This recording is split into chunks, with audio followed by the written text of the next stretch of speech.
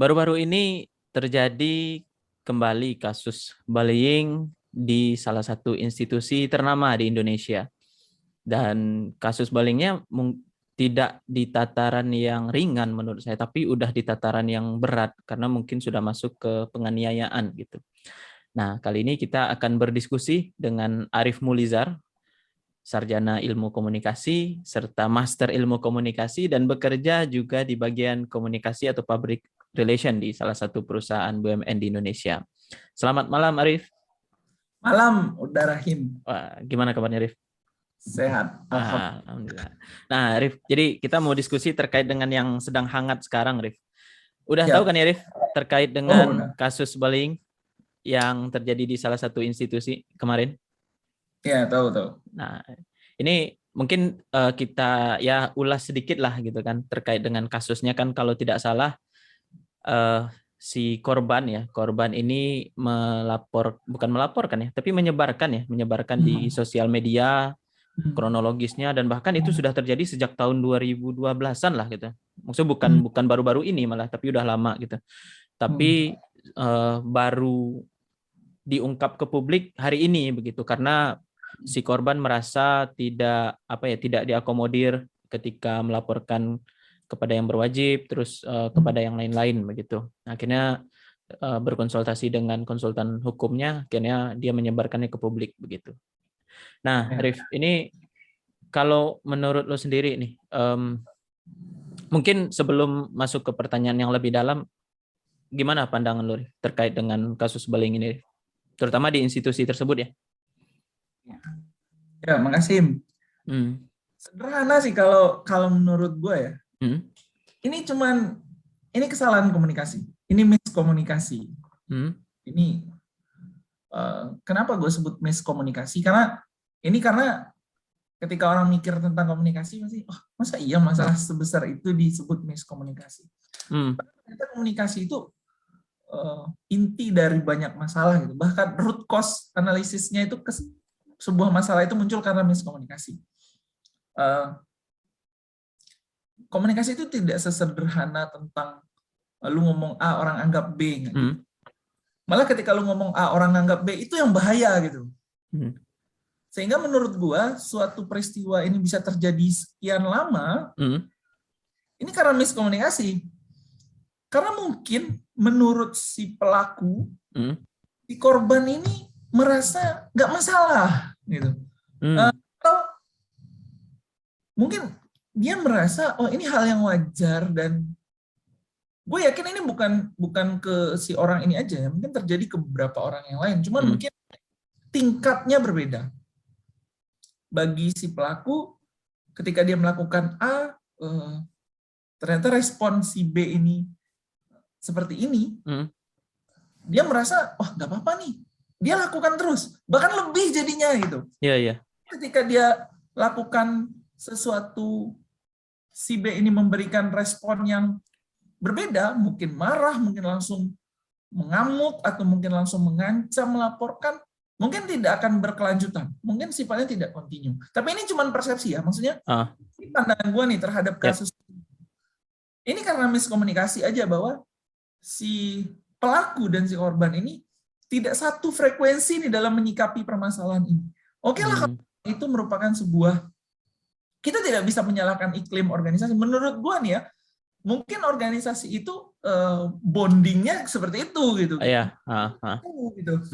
Konkretnya seperti di kampus-kampus gitu. Di kampus-kampus ada ospek, ada perpeloncoan. Mungkin bagi orang luar atau yang nggak biasa dipelonco merasa apa-apa nih gitu. Tapi mungkin bagi pelakunya gitu, seniornya, ini wajar kayak gini, ini memang kayak gini. Nah, miss di situ menurut gue, ini terjadi seperti itu. Gue nggak akan mengkaji masalah psikologi, kesehatan, atau kriminalitas. Ya ini menurut gue aja nih ya, bahwa ini terjadi karena miskomunikasi aja, bahwa keinginan si A tidak tersampaikan ke si B dengan baik, tanggapan si B tidak tersampaikan ke A dengan baik, jadilah seperti ini. Jadinya dia muter dan akhirnya meledak. Jadi kalau lu sendiri memandang itulah kenapa maksudnya berjalan terus-menerus gitu ya, Rif? Ya, jadinya dia continue karena si korban itu tidak menunjukkan, mungkin gue nggak tahu nih ya, dia tidak menunjukkan rasa kan terhadap perlakuan itu secara spontan gitu, sehingga menurut si A, wah dia normal-normal aja nih, maksudnya memang senang nih mungkin dibecandain, atau dia slow-slow aja nih gini. Ingat nggak waktu zaman kita kuliah ada yang ulang tahun digesek? Iya. Itu kan kalau secara sekarang itu kan iya benar-benar. Penganiayaan di sana, ada pelecehan di sana. Cuman ya kita ketawa-ketawa aja gitu kan. Ya seperti itu mungkin, kayak kita dulu nyebut panggilan orang misalnya karena dia pendek kita panggil boncel, karena dia gemuk drum kita panggil. Bisa jadi itu adalah bullying yang akhirnya dia terima gitu, karena dia tidak menunjukkan rasa atau terpaksa menunjukkan penerimaan gitu. Jadi menurut gue secara komunikasi seperti itu, ini miskom. Nggak satu frekuensi. Artinya mungkin ketika anggaplah si pembuli ini ya karena si yang dibully tidak menunjukkan respon yang ya penolakan, ya akhirnya berjalan terus begitu ya. Ini mungkin ya bagi gua, karena bisa jadi si pembuli nggak peka. Jadi si atau pembulinya memang nggak punya rasa gitu, nggak punya, memang sengaja aja menekan terus. Ini banyak efek, tapi menurut gue yang pertama komunikasi ya. Sisanya yaitu ya di luar itu eksternal ya, maksudnya misalnya kayak bagaimana status pekerjaan, tanggung jawab, moral dan lain-lain, konduknya di perusahaan itu seperti apa ya, paling ke arah sana gitu. Tidak ada yang kerja bersama, tidak adanya serikat. Mungkin itu mempengaruhi juga gitu. Iya. Nah, ya maksudnya ya salah satu tujuan kita berdiskusi hari ini ya mudah-mudahan ya siapapun lah nggak terjadi lagi yang seperti inilah begitu kan ya. Maksudnya gue sendiri kasusnya ini ya karena masih masih menyebar di dunia maya gitu, dan belum jelas titik terangnya. Ya bisa jadi kan ini kita hanya baru melihat dari satu sisi si korban gitu kan, dari satu sisi si pelaku kita juga nggak tahu gitu kan, gimana, apakah benar data atau yang lain-lainnya lah gitu kan. Nah tapi ya mudah-mudahan dengan adanya diskusi ini nggak kejadian lagi lah di kemudian hari gitu kan. Nah ini lo tadi kan menyampaikan ya salah satunya itu adalah karena miskomunikasi begitu ya. Tapi gimana ya Rif ya? Kenapa kok bisa misalkan contoh spesifik deh gitu Rif. Maksudnya dengan miskomunikasi itu sampai menimbulkan bullying yang sifatnya ke fisik tadi Rif. Misalkan kayak kalau gua baca di yang kemarin itu kan sampai katanya dia diikat beramai-ramai gitu kan, terus ditelanjangi gitu kan, sampai ya alat vitalnya dicoret-coret gitu kan. Nah, maksudnya kenapa kok bisa sampai seperti itu kalau menurut Rif? Jadi gini, kalau dalam kita berbuat sesuatu ya, sifatnya komunal, itu misalnya kenapa kita dulu kalau mau melakukan kesalahan tuh lebih memilih beramai-ramai, misalnya maling atau apa, agar rasa bersalah dan rasa ketika dihukum nanti gua doang kok. Jadi menurutku sih kekuatannya di sana. Jadi jadi kalau menurut teori komunikasi itu ada namanya groupthink. Buat teori komunikasi namanya groupthink, di mana saking bondingnya grup itu, ketika dia melakukan sebuah kesalahan, even itu kesalahan itu sangat parah, rasa itu normal. Iya. Jadi dia melakukan, wah itu kayak pembegalan atau ya kayak orang tawuran lah begitu kan. Ya ketika dia rame, bonding kuat, itu mereka punya rasa bahwa ketika gua doing something bareng-bareng nih, ini jadi kebenaran komunal gitu. Iya. Ya udah nggak apa-apa gue lakuin. Nah, menurut ke arah sana, karena pelakunya 2, 3, 4 orang gitu. Iya, banyak. Karena mereka sudah bonding kuat, mereka berbagi rasa bersalah, mereka berbagi rasa takut akan dihukum, nanti toh gue rame-rame, dan show of power ke si korban agar gue rame loh, lu mau ngaduin gue, bisa jadi kesana. Oh iya. Yang awalnya miskomunikasi, mispersepsi, pasti dia ada pemulanya, Nggak mungkin seseorang baru masuk itu langsung dibully. Nggak, gue rasa pasti ada pemicunya. Ini bisa jadi pemicunya. Gue nggak akan spesifik bilang. Prinsip komunikasi itu ada 12, tapi nggak akan gue bahas semua.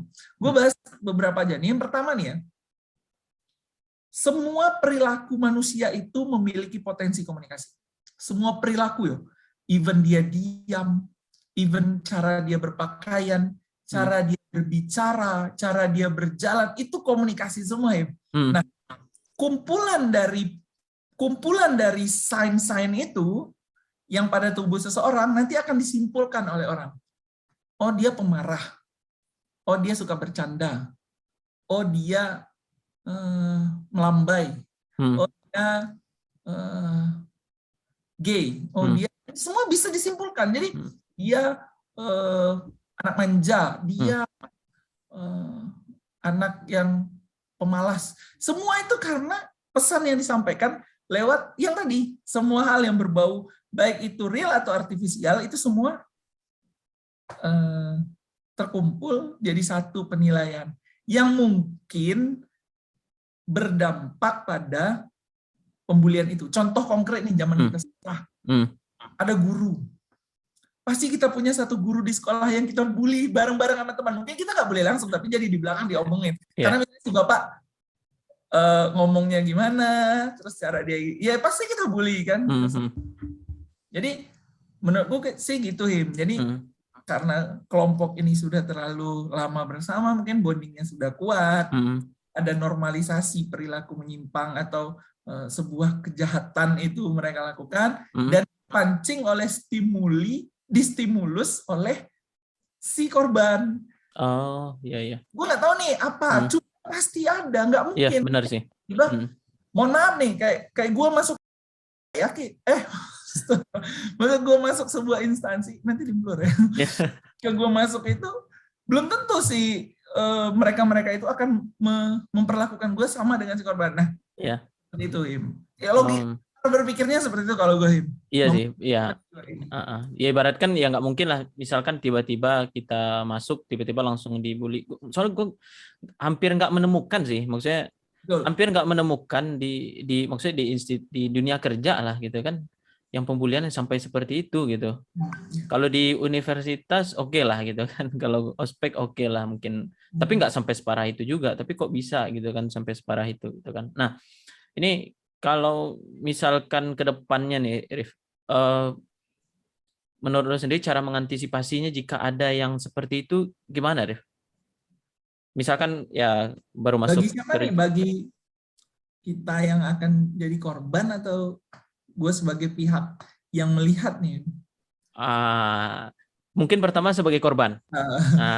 Sebagai korban. Jadi gini, kita sebagai orang yang akan masuk sebuah kelompok baru. Yang paling pertama adalah kita pelajari dulu sistemnya seperti apa nih, pertanyaan dan lain-lain.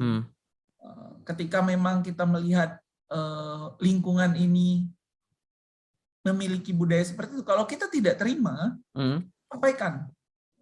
Kita tidak terima, tunjukkan bahwa kita tidak terima. Kita harus berani dan minimal cerita ke orang terdekat, minimal cerita ke orang yang tidak terlibat di sana. Kita harus jalin komunikasi. Makanya penting komunikasi itu. Kalau perlu kita sampaikan bahwa kita nggak mau diginiin. Kalau misalnya memang ada sebuah ritual yang di sebuah tempat yang kita nggak setuju sebenarnya dengan ritual, kita sampaikan aja. Kalau masuk tempat baru seperti itu.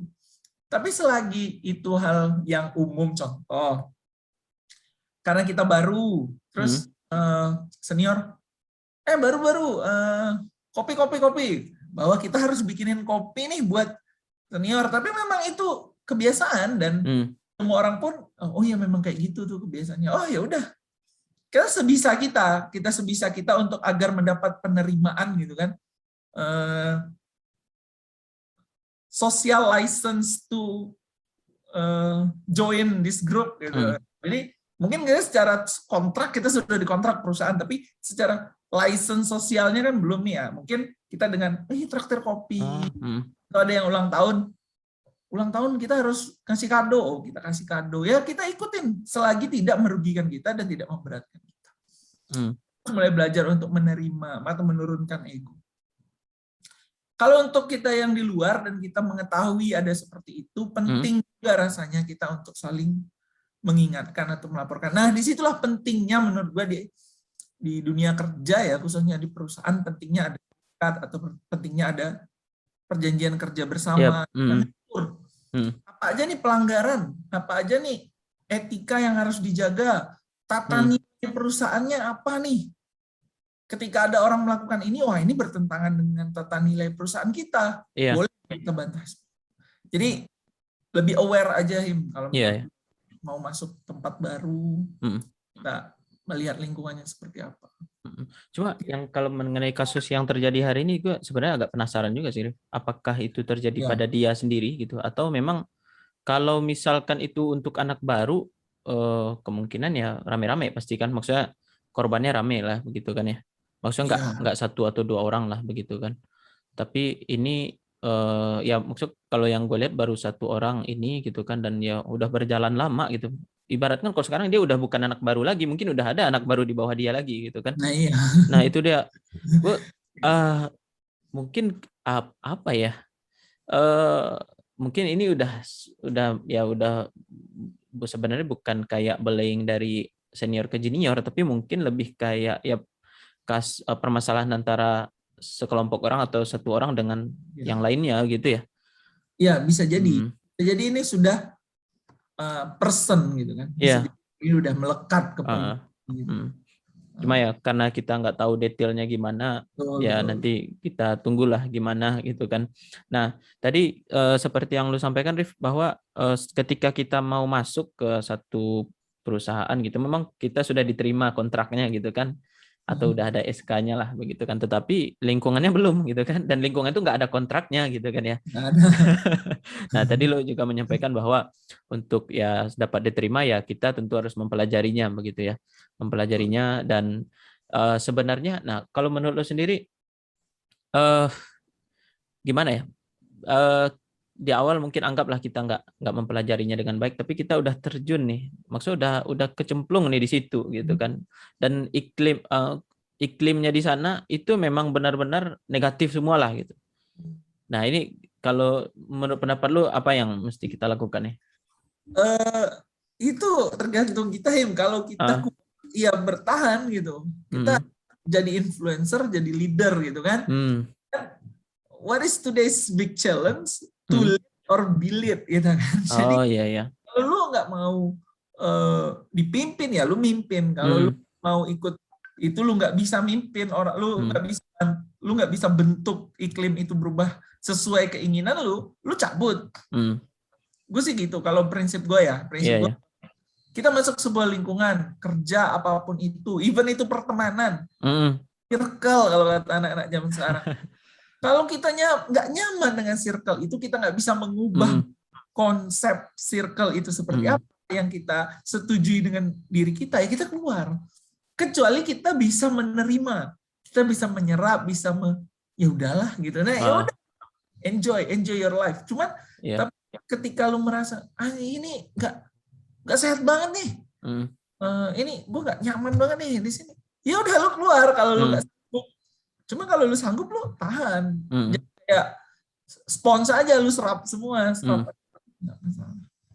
Gitu sih. Jadi intinya masuk ke sebuah kelompok itu tidak nyaman bagi lu nggak bisa ngubah, ya udah lu harus sabar. Tapi kalau lu bisa ngubah, lu nggak sabar, lu keluar.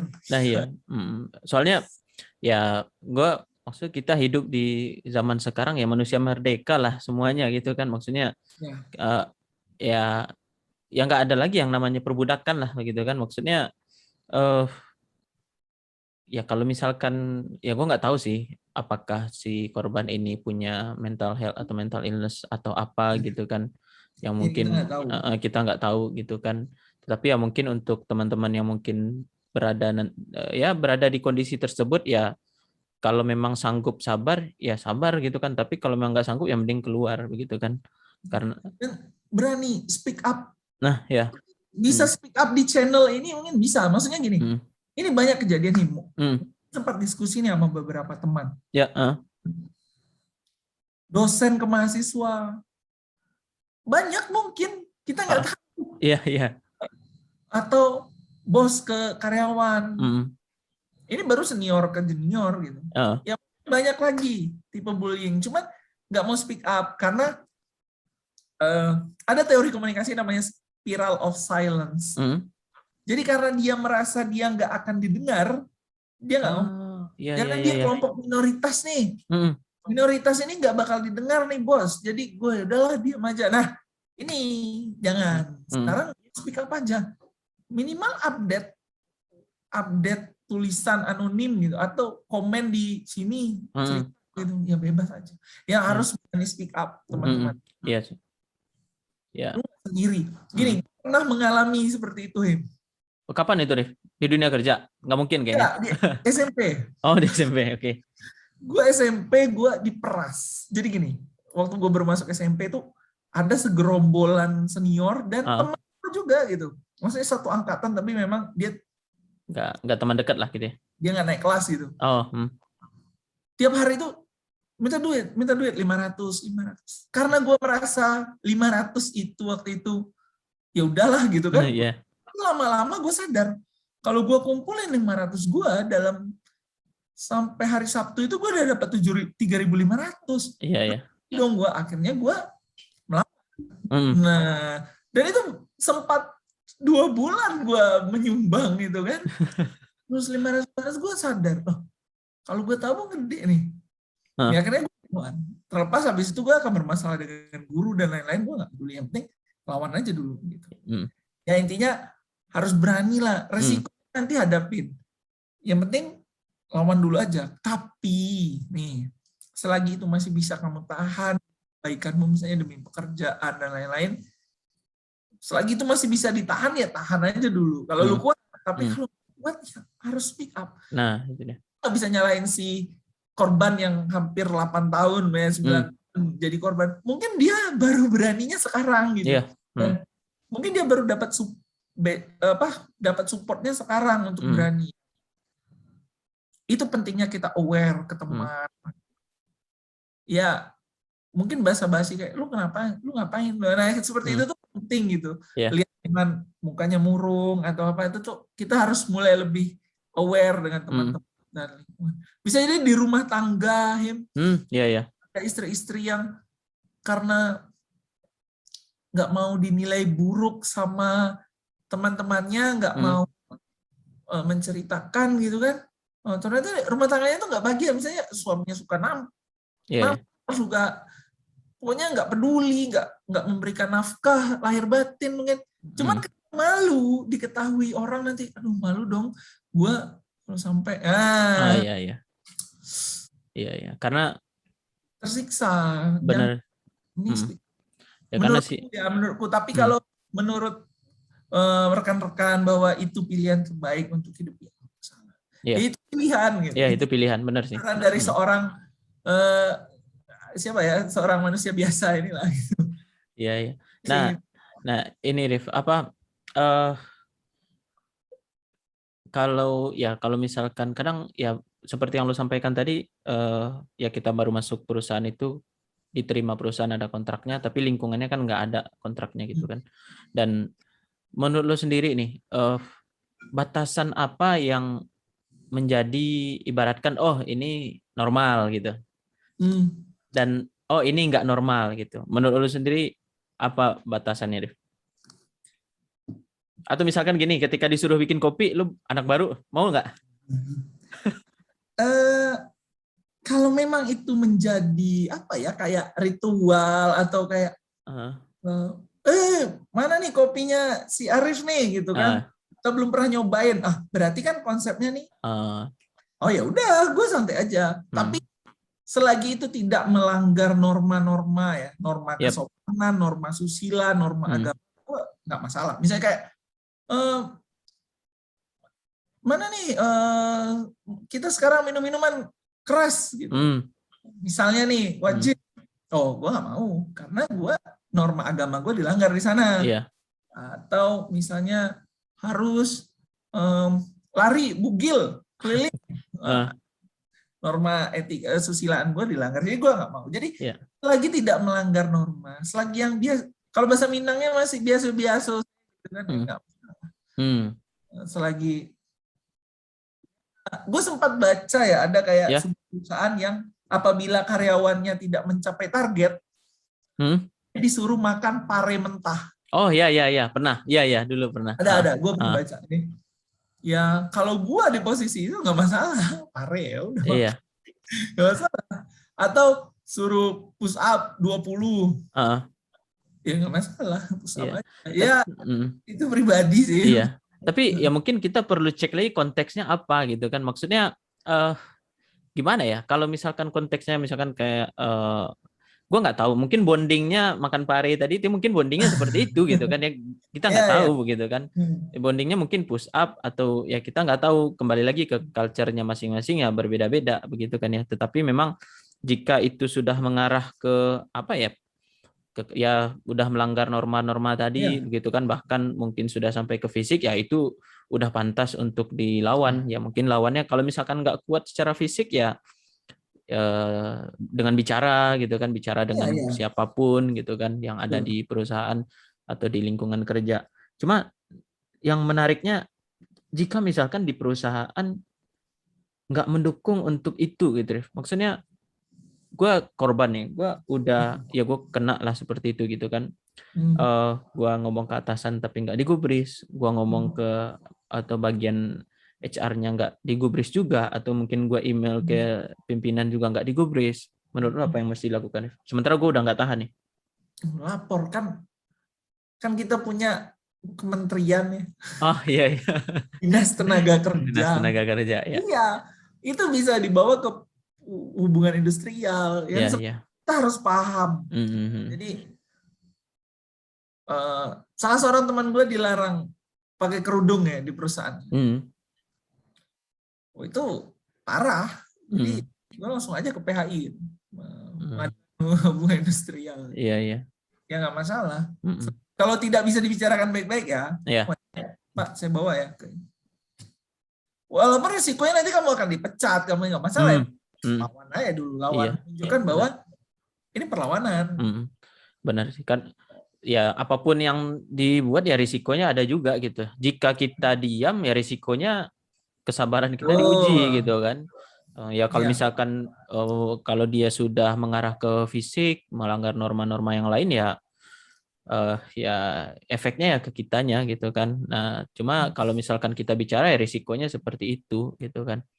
Nah, jadi memang ya kalau bisa sih hal-hal yang seperti ini ya jangan sampai dipendam sendiri, disampaikan begitu kan ke siapapun gitu kan, ke atasan. Dan bahkan karena kalau gue lihat sih ini sih mungkin kalau berkaca di case kemarin itu dia nggak dia udah lapor ke siapapun tapi nggak digubris gitu kan. Terus juga dia khawatir kalau misalkan dia keluar dia punya tanggung jawab yang mesti dia biayai begitu sih. Kalau misalkan bisa jadi ke sana arahnya. Jadi ya memang kembali lagi dibenturkan dengan pilihan yang sulit begitu ya. Kalau kita melapor terus setelah itu efeknya adalah kita dikeluarkan, nggak ada pemasukan, sementara anak istri ada di rumah yang butuh. Kalau lu di posisi itu gimana, Rif? Apa yang lu akan lakuin, Rif? Di posisi dia sekarang? Dulu mungkin, di posisi dulu. Ketika baru itu ya? Iya.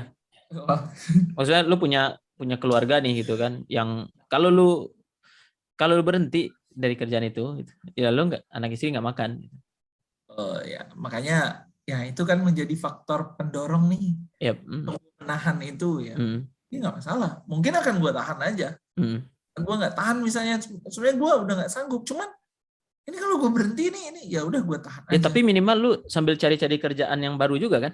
Iya, mungkin gue akan memikirkan ini. Gue akan diskusi ke orang-orang. Gue akan ini gimana nih gue di gini.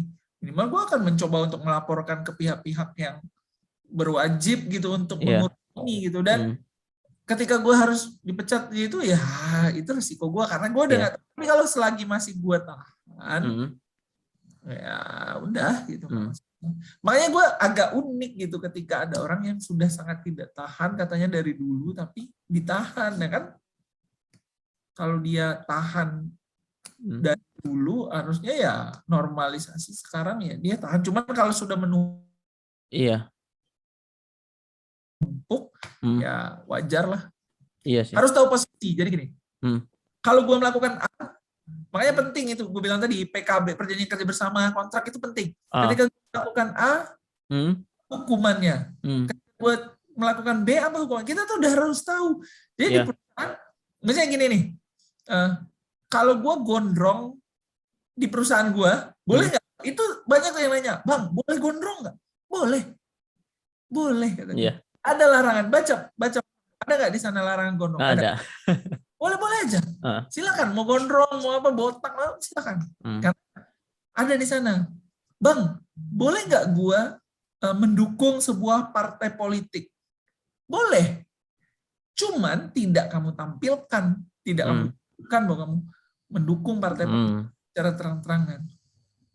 Boleh aja. Jadi yang kalau kita tahu aturan perusahaan kita, sama kayak kalau kita tahu Al-Quran, tenang, aman hidup kita. Kita ini tahu. Boleh. Ini boleh. Sama kalau kita tahu peraturan dalam perusahaan kita.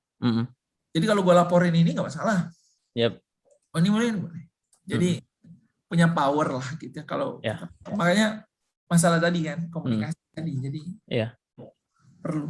Itu sih. Ya, setuju Syarif. Jadi ya dari diskusi pendek kita pada kali ini ya mungkin kalau kita baru masuk perusahaan ya kita pelajari dulu lah gitu kan, dari mungkin ada teman yang bekerja di sana atau yang kenal di sana gitu kan. Terus juga pas saat tes interview dan yang lain kita bisa melihat juga kondisinya di sana. Terus yang disampaikan tadi juga ada kontrak kerjanya bagaimana, terus adakah PKB Code of Conduct, aturan yang mengatur tata cara berkomunikasi di kantor atau interaksi hubungan antar karyawan begitu kan. Dan yang paling penting tadi ya masing-masing kita punya semacam standar batasan, ini udah lewat batas, ini di bawah batas gitu. Ya kalau misalkan sudah kelewat batas seperti tadi, misalkan udah mengarah ke penganiayaan, ke fisik, terus juga sudah melanggar norma-norma, ya udah lu harus speak up gitu kan, lu ngomong dengan siapapun. Ya kalau misalkan nggak kuat, ya udah mending cari yang lain begitu kan, karena lu kalau bertahan di situ lu nggak akan bagus, nggak akan baik juga gitu kan. Ya nggak produktif gitu. Nggak produktif juga gitu ya. Atau misalkan kalau mau bertahan ya akan jadi bom waktu, karena pada akhirnya lo akan ya ibaratkan pada akhirnya akan meledak juga, ya mending sekarang diledakinnya daripada udah gede baru diledakin gitu ya. Siap. Itu menunjukkan penurunan intensitas. Ya. Tapi kalau makin lama makin menjadi. Itu dia. Nah. Jadi gini, tunduk itu tertindas. Kalau bangkit itu kan melawan. Sejatinya diam itu sebuah pengkhianatan terhadap kebenaran. Jadi kalau kita diam, ya itu pengkhianatan gitu pada peristiwa ini. Gitu. Setan bisu gitu. Orang yang diam melihat kemungkaran itu setan bisu kalau kata kakak mentor saya dulu. Jadi setan yang mengajak ke kemungkaran itu setan gitu. Tapi kalau kita lihat kemungkaran, kesalahan dan nggak ngapa-ngapain, terus kita diam aja, itu setan bisu namanya. Ya mudah-mudahan lah ya, sama-sama kita doakan baik korban ya, mudah-mudahan lekas membaik begitu. Karena punya anak keluarga, mudah-mudahan bisa mendapatkan masa depan yang lebih baik begitu. Ya semoga semoga. Jadi mudah-mudahan juga yang pelaku juga ya diberikan hukuman yang setimpal lah begitu. Mudah-mudahan. Kalau terbukti ya. Kembali lagi ya, semuanya diserahkan ke pengadilan. Bagaimanapun kesimpulannya kita masih belum tahu, kita masih beropini ya. Mudah-mudahan ini nggak terjadi pada kita semua, dan ya apa yang kita diskusikan supaya teman-teman nggak kejadian gitu, nggak sampai terjadi hal yang seperti itu. Thank you Arif sudah berdiskusi. Mudah-mudahan ini bermanfaat. Sekian, selamat malam Arif. Malam, Dahim.